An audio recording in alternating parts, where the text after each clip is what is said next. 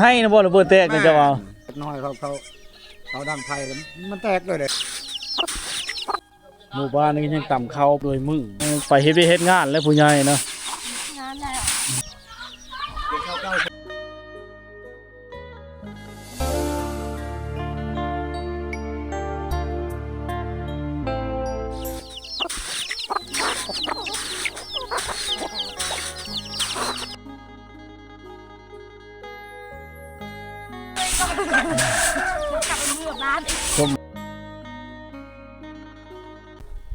ครับทักทายชาวบ้านดีFCทุกคนนะวิดีโอนี้ฮะก็มาอยู่ที่บ้านลากเนาะเมืองเชโปนแขวงชนเขตชายแดนลาวเวียดนามเบิ่งการข้ามน้ำเขาเจ้านะเข้าไปจังใดเนาะพระนั่นบ่ได้พี่น้องเส้นทางมานี่จะเป็นทางนี้เนาะทางจุดชุมเจียงตูบไปบ่ได้เนาะบ้านลากเนาะมื้อนี้นี่ต้องได้แก้เครื่องแล้วเบาคนไทยบ้านนี่แก้เครื่องแล้ว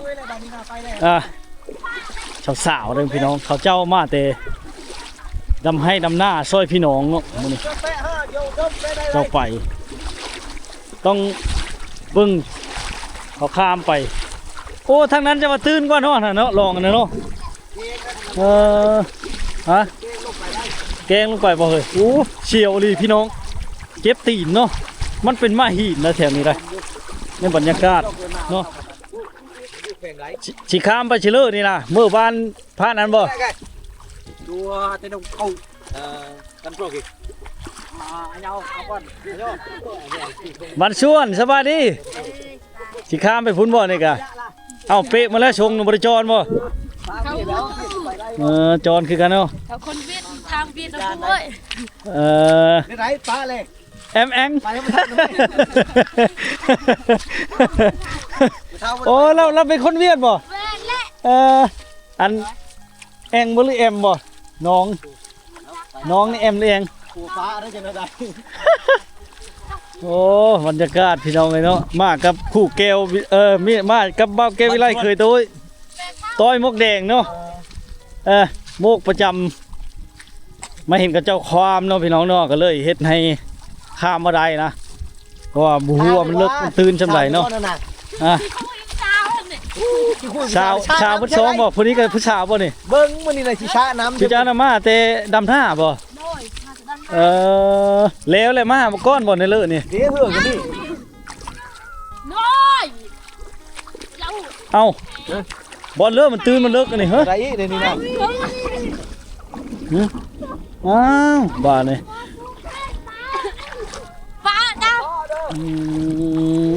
กินข้าวง่ายดูเลยแหละมากินข้าวเที่ยงเลยแหละเฮ็ดหน้านี่ต้องได้ข้ามไปเฮ็ดพระนั้นมันบอกเนี่ยเทวนี้น้ำท่วมบ่จ้ะได้เฮ็ดแต่หน้าเช่งเนาะน้าแสงน้าแรงเอานำทนแต่บันกระปายพุ่นเขาเอาตูบเด้โดยบ้านบุมีหน้าเลยโอ้เฮ้ยตัวนี้อาศัยไปย่ำพ้นเนาะย่ำพ้นหรือใช้เฮือนี่เนาะเวลาเขาไปนี่จ้างเลยทำเงินเอาคนก็จ้างบอกหรือว่าเอารถไปจากจ้างคนบ่เอารถได้เอาแต่รถเท่าไหร่50คันได้ดูแลนี่กะถือว่าบ่ได้ใช้เนาะเอารถจักรไปนี่ต้องได้ขึ้นเฮือตัวนี้แต่ว่าคันมัน50เลยทุกคนแต่ว่าคนนี้บ่ได้เอาเก็บเงินกับสาวไปน้ำเข้าในที่ละล้านเลยมานี่อากาศเย็นเนาะบ้านเจ้าเนาะเย็นด้วยได้มันเย็นดิขี้คานดิอาบน้ำขี้คานทั้งน้ำแม่และเย็นเอาชินอนน้ำพัวเฮ็ดได้ใช่นอนเลยโอ้ฉันบอกต้มน้ำอาบแม่และเย็นโอ้เราว่าต้มน้ำอาบท่านผู้ชมเนาะดำดาบ่บ้านเจ้านี่มีจักหลังคาบ้านล่างจักแหละมีหูคือกันประมาณ20ป่ายบ่กว่า30ว่านั่นเนาะลากก็มีหูเนาะอยู่บ้านอยู่แต่บ่หูพี่น้องวัดก็มีบ่วัดมีบ่วัดก็บ่มีบ้านเขาเจ้าบ่มีวัดเด้อพี่น้องเนาะมันมียาคู่นะคันมีวัดน่ะแล้วพี่น้องเนาะ ไปแต่เช้าๆพุ่นแหละไปดำหน้าน่ะ แม่นน่ะ อืมกินข้าวแล้วเจ้าน้อยละไปบ่นี่ ก็เมื่อเลย เมื่อเลยมื้อนี้ มื้อนี่ไปต่อ หนาวแห้งมากเลยบ่ชื่อนั่นเลยผู้ชายสีชมพูนี่ฮะชาวชีโอ้ชีบนเฮืองชาวยี่น้องยิงยี่ ไปแล้วพี่น้องเลยยังโชดด้วยเนาะ แม่นน่ะ โอ้ชาวยังโชดก็เลยเขินอาย FC ทั้งต่างประเทศพี่น้อง ทางมันเด้ง นะเอาบ่คอยกับผู้บ่าวได้นั่ง เอาบ่คอยกันยังโชดอยู่นี่เอาบ่ ไปแล้วพี่น้องเลยนำผู้สาวมาทักตอนนี้กำลังเดินทางมาฮอดหมู่บ้านเขาเจ้าเนาะข้ามน้ำเสบางเหียงมาไหลมาแต่เวียดพุ่นแหละน้ำเสบางเหียงพี่น้องเนาะมาฮอดก็เป็นมาเห็นบ้านส่งเดิมๆเล็กๆน้อยๆได้เนาะเต็มไปด้วยบรรยากาศที่มีแต่เด็กน้อยแล่นลิ้นจะเชี่ยวอยู่พี่น้องในบรรยากาศที่หนาวเย็นเนาะธรรมชาติเต็มไปด้วยภูเขาอ้อมหอบบ้านเขตนี้ก็เป็นหลังคาที่เล็กๆน้อยๆแล้วก็มีน้ำลิ้นโลดพี่น้องเนาะเข้ามาฮอดมีน้ำลิ้นไหลในกลางบ้านน้ำลิ้นนี่มาจากภูเขาเขตนี้มีโครงการเขาในสมัยเป็นโครงการชาวเวียดนามเนาะเป็ดลิ้นแช่ๆอยู่พี่น้องได้เนาะนี่คือบรรยากาศที่หนาวเย็นเนาะเหินหมู่บ้านชงบูห่านดั้งเดิมนับตั้งแต่คันไดขึ้นเหินขึ้นศาลเนาะบ้านส่วนสบายดีนำเสนอวิธีชาวบ้านเนาะบ้านเฮาเด้เขาเป็นจังไดมาเบิ่งมาชมโดย ตอนนอนอยู่เฮียนทันทีวันนั้นเจอเขาจ้ะ ขอบใจเด้อเป็นยัง พอมาเฮากำร่วมในสายชาว โดยดีใจนำ นี่มันมีบ้านมีบ้านมันลากตัวนั้นเนาะ บ้านเฮาก็มีบ่ระเบิดนี่ ก็มีเอ้ยบ่นี่วันนี้รายงานวันนี้ แต่เฮามาลงเขตบ้านสมรูบ้านหน้าบ้านนั้นเฉพาะแต่เฮาลงมาสำรวจของแผนชงโดยอันนี้เราจะเอาเรื่องกันระบาดเลยนี่ระบาดอะไรแต่ยังจะปีกายไปซูนเลยอันนี้มันแตกอยู่ในตารางเหินนี่แถวนี้ก็ลายเนาะระเบิดเนาะเด็กน้อยเขาดังไฟมันแตกเลยแตกเลยโอ้บ้านนี้ก็ระเบิดหลายเนาะว้าวโมเมนต์บอกสำรวจเลยเห็นบ้านนี่นะบ้าเขาไปกาไปทางทิศฐานโอ้ระวังเด้คือการดังไฟเด้ต้องคูนดินเด้อระเบิดยังหลายพี่น้องบ้านนี่เนาะตับตาแล้วยังยืดแท้ยังน้องอันไอ้เอ้ยป่ะยังยืนหาเขาไปกวดได้ยืนหันได้อยู่บันกกกวดแต่บ้านนี้ยังตะกวดเด้อติดนี่เด้อป่ะไม่ได้เห็นตาหน้าเลยเดี๋ยวนี้มัน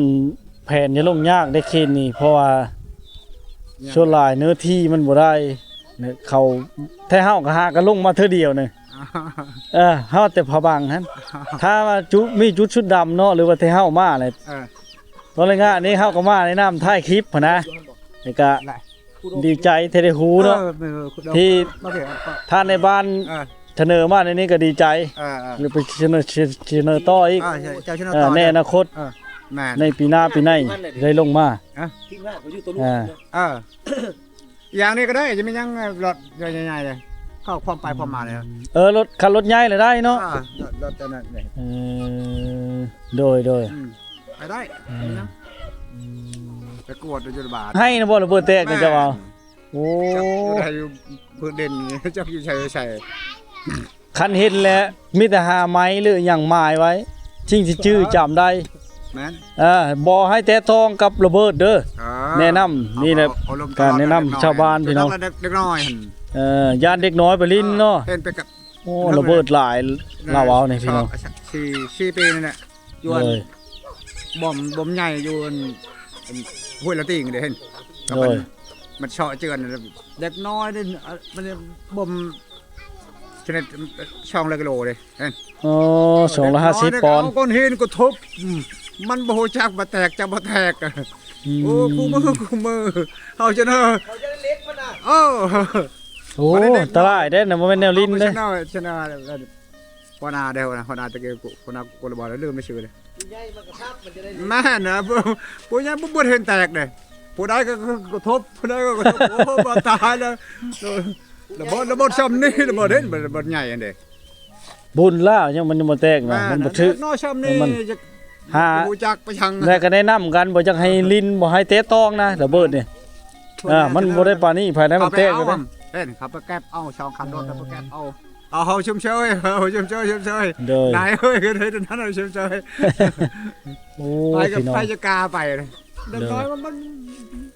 วนเด็กเขาคนนี้กระทบไปกระทบ อยากแนะนำท่านในบ้านเวลาพบเห็นระเบิดแล้วคือเว้าแหละให้หาแนวหมายไว้ให้ชื่อจำเวลาเจ้าขึ้นไปร่วมในเมืองหรืออีหยังต้องเสนอเพิ่นว่ามีระเบิดนั้นนี่บ่แล้วล่ะเพิ่นจะขึ้นเพน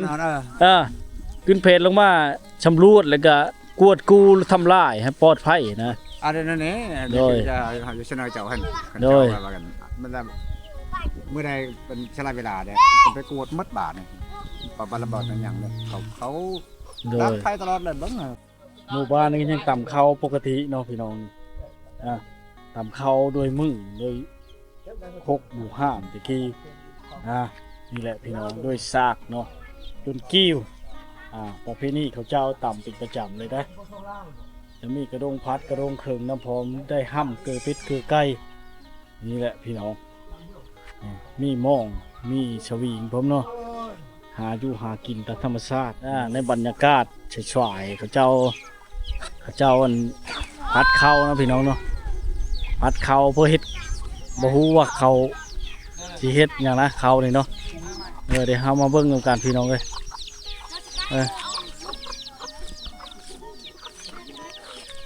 อันเย็ดพัดเข้าเฮ็ดหยังนี่นะเฮ็ดข้าวปุนะบ่ผู้สาวเฮ็ดข้าวปุหน้านะบ่ เขานั่งบ่ข้าวชี ชีตำโอ้นี่บรรยากาศชาวบ้านเขาเจ้าชุลายจะเป็นผู้หญิงเนาะเขาพัดเข้านะพี่น้องพัดช้อยกันผู้หญิงนี่เป็นทุกคนเลยป่ะ แม่นแหละ ต้องผ่านแม่ชีเฮือนต้องผ่านการพัดเข้าต้องเป็นเนาะพัดเข้าต่ำเข้าชาวเชื้อสีชมพูนี่ลบตลอดพี่น้องย่านเนฟชีได้เห็นแล้วนี่แหละ เมื่อบ้านอีก ชมวิวภูเขาธรรมชาติไปน้ำได้ลูกหลานเขาเจ้าพากันเล่นลิงแช่อยู่พี่น้อง แต่ตรงไหนจะกินได้นี่เนี่ยชี พัดไว้ก็บ่ได้เนาะบัดสิใช้งานแล้วจึงเอามาพัดเนาะนี่เนาะ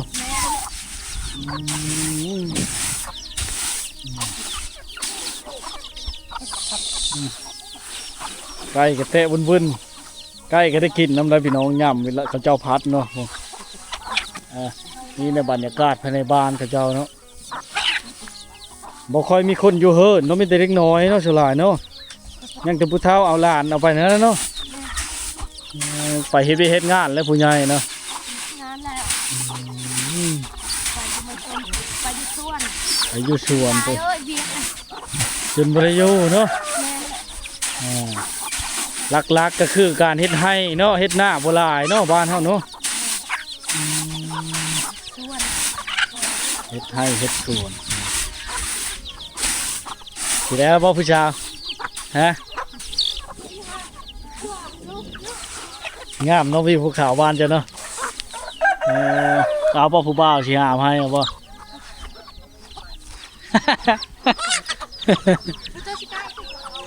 วิวภูเขาอ้อมรอบเลยพี่น้องบ้านพี่สาวเนาะ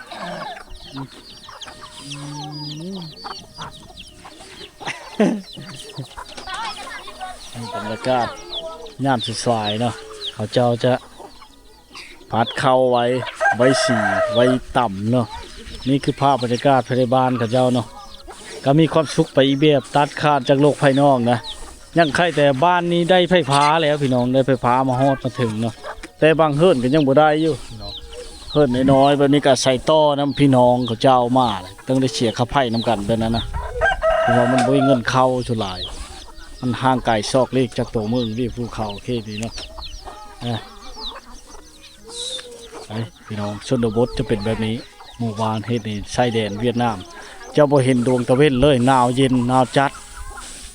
การเป็นอยู่เขาเจ้ากับที่ลำบากเนาะอากาศหนาวลีได้แถวนี้พี่น้อง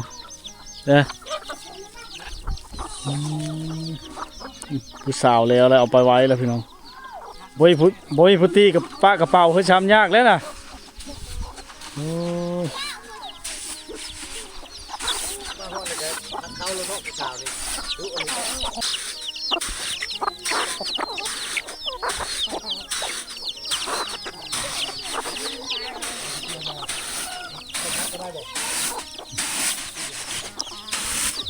เพิ่นกระจานะเป็นแบบโบราณ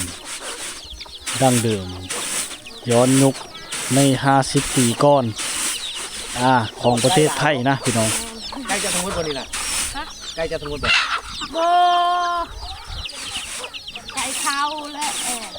บ่คายบ่ไก่เนี่ยเข้าหน้าบ่เลยเข้าให้นี่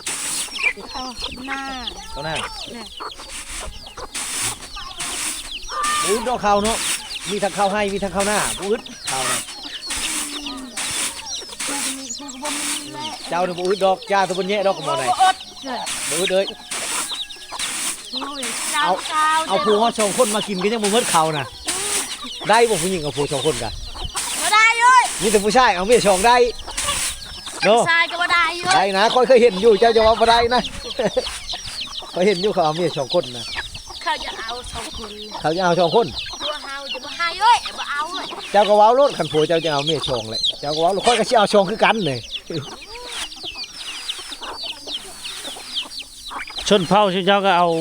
พวก2 คนได้บ่ได้เนาะคันว่าถือกันเนาะบ่ได้พิธีคล้องบ่จ้ะบ่ได้พิธีคล้องบ่เราบ่เข้าใจตัวเอาจะเอาโอ้ให้เอาอีกผัวอยากเอาเอ้ยเอา2เอาผู้ไม้กันเมื่อเขาบ่คือชนเผ่าตัวเองนะครับพากินได้เลยชนเผ่าตัวเองนี่ระวังอยู่ได้ตัวนี้นำกันระวังขี้แก้มนี่บ่ให้มันตกไปบ่ลื่นนี่ได้ไว้เป็นบ่อนนี่ได้บ่พัดทุกทีได้บ่พัดทุกทีบ่ชนเผ่าตัวแถวเมืองนอกจะไปเบิ่งแตกต่างกันเนาะเอาผู้ไม้กันเมื่ออันนี้จะไปทางไหนก็ได้โอ้เฮ็ดได้นี่น่ะพัดแล้วสิตำบ่เลยสิเสียวสบายมี6สีเนาะเจ้าบ่มีจางเท่าไหร่30,000เป่าเนาะชอบนึงบ่เป่านึง30,000โอ้ไก่นี่หมูต้มได้จักโตขายบ่ไก่นี่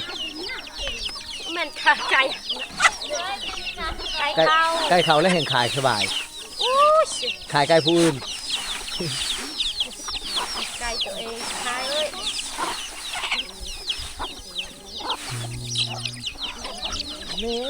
ช่วยนะช่วยด้วยถ้าไปกูเลยไก่มันเจาะบ่นะ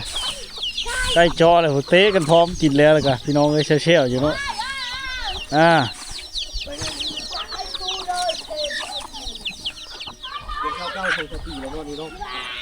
โอกาสดีนะได้มาเยือนหมู่บ้านนี่พี่น้องโอ้ธรรมชาติลูกบอลน่ะเต็มไปด้วยภูเขาอ้อมหอบเลยเกิดส่งโบราณดั้งเดิมคุกโกกลูกลาคือการพัดเข้าตำเข้าน้องยิ่งนะพี่น้องลาเป็นนกยังโบราณเรายังเชี่ยวอยู่ยังโบราณจะตบลงกันนี่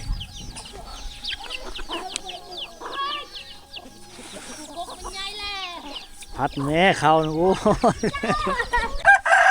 บ้านนี้เขาเจ้าบริปล่อยได้หมูท่านผู้ชมเขาขังเนาะเขาเฮ็ดคอกย่างดีนั่นนาทาวอด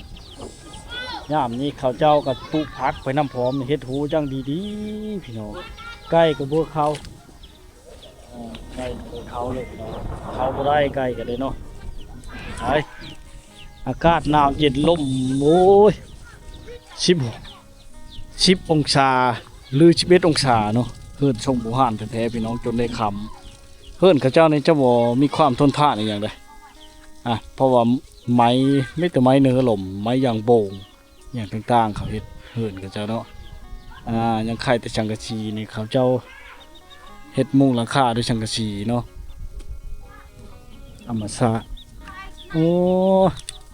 ใส่น้ำลิ้นได้นี่น้ำลิ้นมาจากภูเขานะบ่ใส่น้ำลิ้นพี่น้องหมดบ้านแล้วมาเอาในนี้เนาะหมดหมู่บ้านบ่โครงการบ่เฮ็ดเธอดิโครงการบ่หรือว่าของบุคคลโดย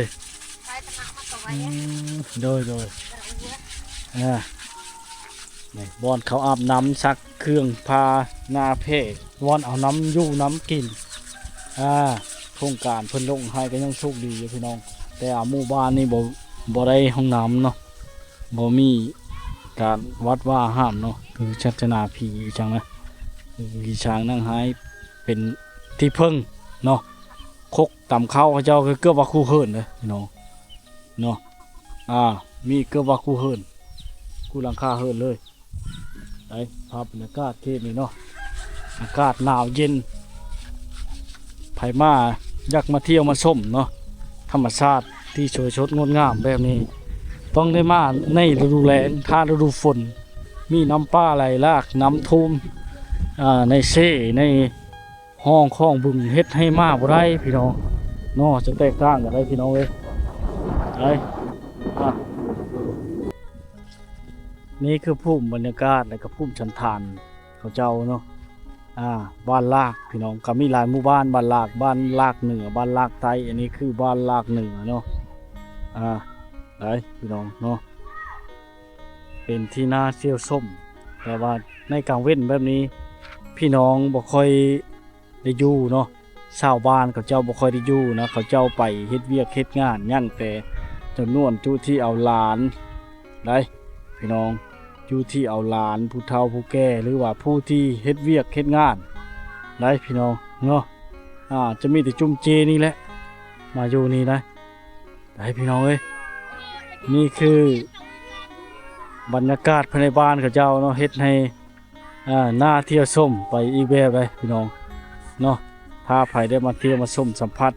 ต้องรู้ภาษาเขาเจ้าเนาะภาษาชนเผ่าตรีข้าพเจ้าในนามคนผู้ไทยเนาะก็บ่ได้คูหลายพ่อบ่ได้